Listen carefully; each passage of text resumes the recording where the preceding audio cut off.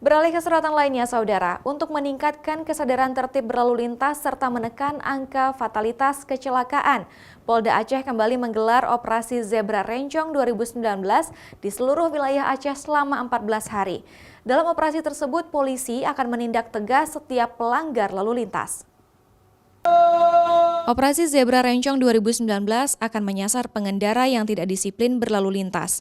Di antaranya tidak memiliki surat lengkap seperti STNK dan SIM, menggunakan HP saat sedang berkendara, pengendara di bawah umur, tidak menggunakan helm dan sabuk pengaman, serta pengendara yang melebihi batas kecepatan dan pengendara dalam keadaan mabuk.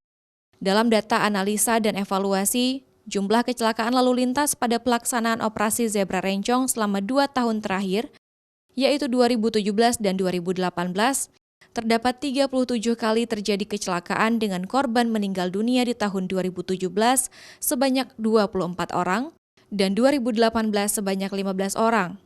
Sedangkan pelanggaran lalu lintas di tahun 2017 terjadi 11.925 kasus dan tahun 2018 meningkat menjadi 12.759 pelanggaran.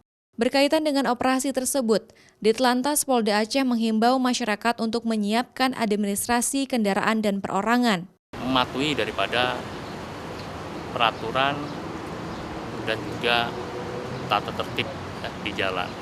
Sebagai pengguna jalan, negara menyiapkan yang pertama tentunya administrasi daripada kendaraan dan administrasi dari perorangan.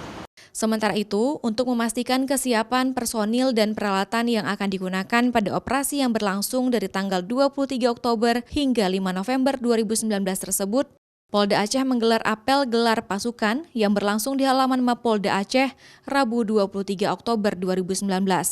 Dengan kekuatan personil dalam operasi tersebut berjumlah 620 orang.